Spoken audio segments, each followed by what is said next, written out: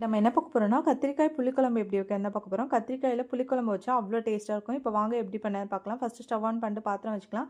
பாத்திரம் நல்லா ஹீட் ஆனதுக்கப்புறம் எண்ணெய் சேர்த்துக்கலாம். அதில கடுகு, உளுத்தம் பருப்பு சேர்த்துக்கலாம். எண்ணெய் காஞ்சதுக்கப்புறம் 1/4 ஸ்பூன் வெந்தயம் சேர்த்துக்கோங்க. வெந்தயம் சேர்த்தா புளிக்குழம்பு எப்பயுமே சூப்பரா இருக்கும். அது கருவேப்பிலை கப்ப சேர்த்துக்கலாம். பல்லாரி சைஸ் வெங்காயம் சேர்த்துருக்கேன். நீங்க பல்லாரி வெங்காயம் சின்ன வெங்காயம் இருந்தால் சின்ன வெங்காயம் சேர்த்துக்கோங்க. தக்காளி வந்து நான் இன்னைக்கு 1 சேர்த்துங்க புளி கரைச்சி ஊத்துறதுனால. நீங்க புளி கரைச்சி ஊத்தலனா இன்னொரு தக்காளி எக்ஸ்ட்ரா சேர்த்துக்கோங்க. கத்திரிக்காய் வந்து நான் இந்த சைஸ் கட் பண்ணி சேர்த்துக்குவேன். உங்களுக்கு என்ன சைஸ் வேணுமோ கட் பண்ணிக்கோங்க. கத்திரிக்காய், வெங்காயம், தக்காளி வதங்க கொஞ்சோண்டு உப்பு சேர்த்து நல்லா முக்கால்வாசி வெந்ததுக்கப்புறம் குழம்பு மிளகாய் தூள் சேர்த்து குழம்புக்கு தேவையான உப்பு சேர்த்துட்டு புளி கரைச்சி ஊற்றிக்கலாம். புளி வந்து நான் இன்றைக்கி சின்ன நெல்லிக்காய் சைஸ் அளவு புளி கரைச்சி ஊற்றிருக்கேன். இதெல்லாம் கரைச்சி ஊற்றி ஒரு கொதி வரட்டும்.